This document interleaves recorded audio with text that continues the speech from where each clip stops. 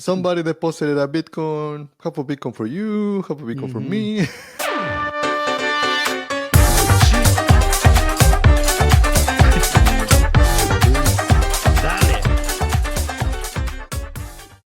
By the way, did you see the price pop this week a little bit? The price pop.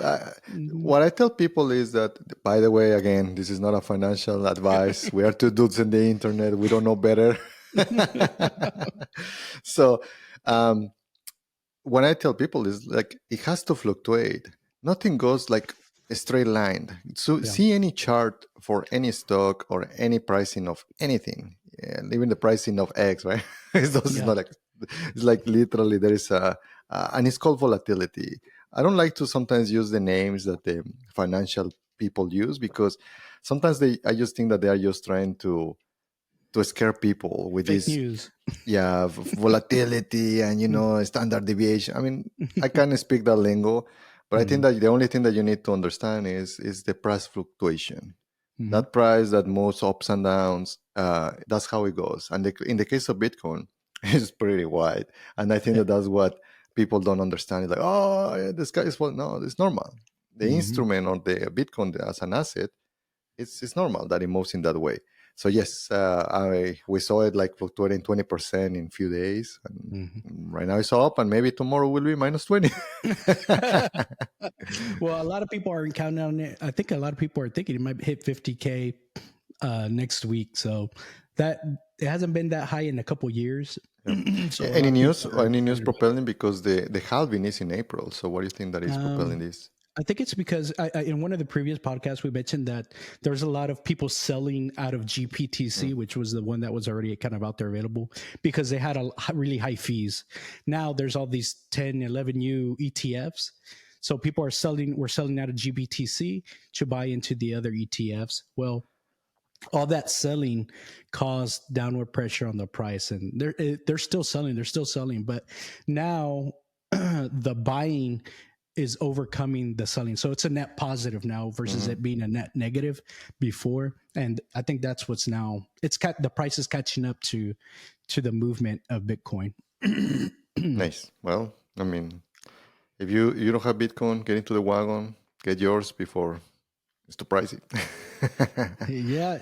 I don't think you'll be too disappointed, but we're not financial advisors. We're just trying to share some of the good stuff that we've come about. Speaking of, I was surprised. I found out that they're not doing crypto ads in the Super Bowl this year. You know what? Freaking like FTX. For the audience, could you tell who is FTX? Okay, FTX was a big crypto exchange, right? And basically, they had this guy Sam Bankman-Fried, and they had this the white dude that has an afro. Yeah, if you see him, he's got this crazy curly hair, and he's got this girlfriend with like very mousy looking girlfriend with like big glasses. That's the Alameda Research. So these two businesses were kind of in cahoots, and they were doing illegal things with it was embezzlement. It was embezzlement. They basically somebody deposited a Bitcoin, half a Bitcoin for you, half a Bitcoin for me. Yeah, and then they were using deposits to get loans, and then using that to get more Bitcoin, and it was this big circular thing, and it was all illegal. And anyways, the shoe dropped and everything fell down. They went bankrupt. FTX was one of the biggest exchanges. They were doing donations to political figures, the government, all kinds of people, I think in hopes to maybe protect themselves a little bit, because they knew this day was coming. Dude, and so I've been hacked 3 times, right? So on crypto. And that's the reason why we tell you guys, be careful with your keys, be careful with crypto, because that's for sure you have to have some knowledge there. But and I had some cryptocurrency there in FTX. And for me, I smelled something fishy. And I was telling people like, and again, it's just because I have been in the rodeo. Yeah, it's not your first rodeo. It's not my first rodeo. I pull it out. I say, yeah, screw this. This is iffy. And I'm glad, because 1 year later, they literally, that's when the news came out and they start shutting down. Yeah, for sure. Well, they had some really big Super Bowl ads. I think a couple years ago in 2022. So one of the famous ones was like, I don't know if you know Larry David. He's like one of these actors. He's kind of a sarcastic old man. I Anyways, don't know him, but okay. yeah. He's a funny guy. He's like comedian. And in the FTX ad, it's basically a FOMO ad, right? So it's about it's about this guy that always says, "I don't like the new technology, whatever." And so the ad is about all these people saying, "Hey, check out my new invention. I got the fork." And he's like, I got 10 forks right here, baby. Like, he's like, what do I need a fork for? Right. And then they go down the line. There's a toilet. There's another invention, blah, blah, blah. And in the end, they're like, look, don't be like David. Buy your crypto. This is the next big thing. This is not going away. And then it was an FTX ad, and then bam, Really? it went bankrupt and everything went south. Dude, this is hilarious. Have you seen Forbes magazine, right? Like the brand is so famous, right? But they literally anyone that they put there under 30, the cover? yeah, on the cover, like the best, like the youngest billionaire, and Sam was there, or the Theranos lady, she was there. Yes. So they are the best predictors for who is the next, like boom and bust story. That might be a good section for us to include on the podcast, the boom and bust. Like we cover like SBF, Sam Bankman-Fried, right? The Theranos lady. Look, they are very. You have to know why these people, they are very good on involving and selling and painting the story, right, on what they're trying to do. They fool everyone, right? Yeah. Politicians, investors, bankers, right? So it will be interesting. Yeah, let's explore that, because I think that it will be very good to dive into how these guys or gals how were they pulling it off, right? Yeah, that's right. There's that's always right. some lessons that you can take, right? For sure. Yeah. Well, okay. So surprise, this year there's no Super Bowl ads. There was another ad with Matt Damon. I don't know if you remember seeing this one. I remember that one, but that was for Fortune crypto. favors the brave. Crypto.com, right? Like that company.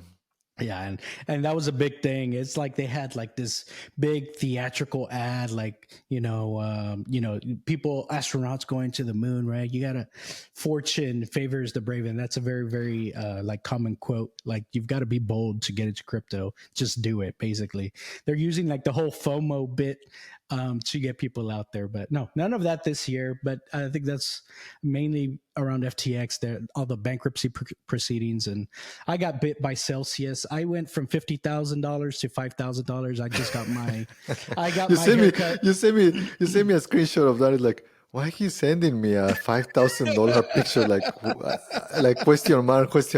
What the heck?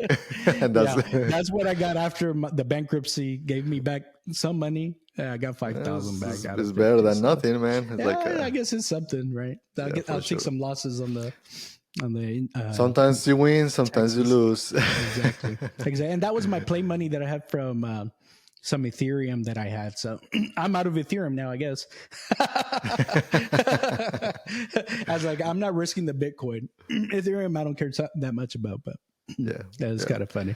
But so none of that. But you know what will be there? Apparently there's going to be a couple of AI ads. So I guess AI is the new cool thing that's going to be in ads on the Super Bowl. Before you move to that one, there's an important thing for the audience there. The reason why Ethereum versus Bitcoin, without being philosophical here, is just because you have to see it almost like one is oil, you burn it, right? And the other one is gold, right? And you keep it, or you do whatever you want to do with the gold. And I think that that's what happens with both of these products. There is an utility with Ethereum, and actually they call it gas. Yeah. So you have to burn because they can print as much Ethereum as the economy need. So that's the reason why they have to destroy it. It's part of the software that it auto destroy. I forgot it's 0.3 or whatever percent, and it's destroying, it's burning. Like literally, you will be burning oil like gas. And in the case of Bitcoin, there's only going to be 21 million, even less, because people have lost it, the crypto hacks and all of that probably maybe 19, 18 in total, right? So that's the reason why Ramirez is making that comment. Yeah, nothing against Ethereum. I mean, I held some, but that's not my bag that I'm hodling. The hodl bag is Bitcoin, right? So Time on um, hands. diamond hands, right? But the next big thing that people are talking about is AI. Like I was saying, I'm also I haven't looked at these ads yet. I want them to be a surprise when I see them on the Super Bowl ads.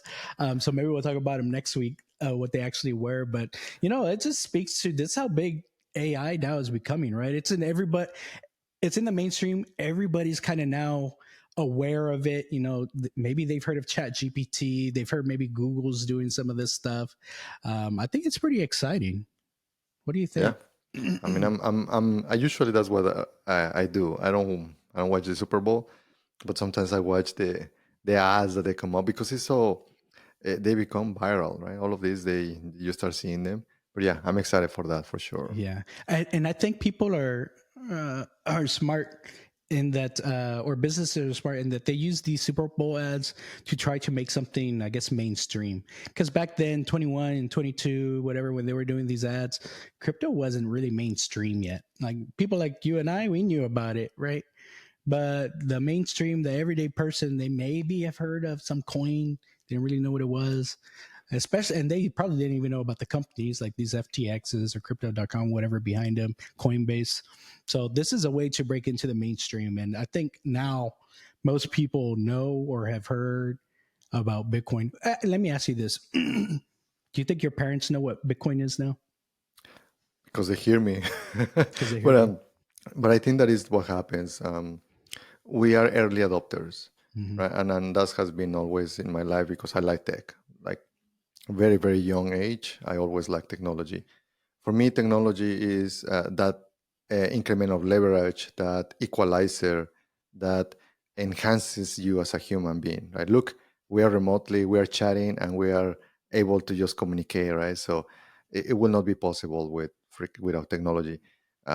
We probably will be actually farming just to get food for us, like back on those days, right? That's old technology. That's just like exactly with our tractors and things like Mm-hmm. that. Now we can do all of these fun things, right? So um, with the comfort of our home, with lights and power and internet, right? So Mm-hmm. so yes, I think that that's what happens. Other people, our parents, even our grandparents. I talking about my grandma. When I was over there in Mexico, I was helping Mm-hmm. her to set up her iPad, so that way I Uh, can chat with her and things like that, right? So uh, even my grandma was able just to figure out these things. But yeah, why the question I'm on my just parents? Hey, I was gonna say, if your parents are know about this stuff nowadays, that's when it's pretty mainstream. So I know my parents have known about it for a long time because I gave them all. By the way, I gave them all Bitcoin back in 2012 or whatever, right? Back then it was like $5 worth of Bitcoin. It was like, I don't know, it's like point two Bitcoin, point three Bitcoin with just $20, right? Or $5. I mean, so I gave them all Bitcoin. They're like, hey, learn about this, hold on to this. You know how many of them still have it? All of them? Zero. Zero.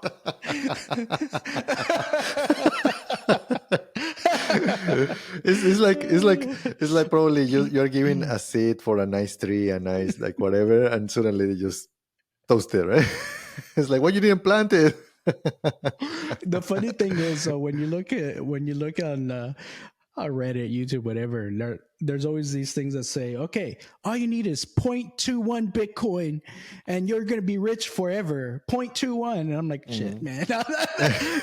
they all have, what if they would had point 0.3 Bitcoin? Now it's really hard to get, what, 0.2 Bitcoin is basically $8,000 or so, something like that, right? Yeah, yeah. So So, which again, and you have to think that it is inflation. I guess with our current politicians, I'm not going to name the names. we'll become all billionaires. Eventually. That's too funny. just freaking inflation, right? Well, okay. Well, that takes us into our next section. You know what? Let's leave it at that. You know what? If you like our content, be sure to like, subscribe, and comment. We love to hear from you. It'll give us ideas on what to talk about next. Hopefully, we inspire the next billionaire out there. Hopefully, it's one of us Latinos. And we got to get onto it, man. You know what? Dale. Peace.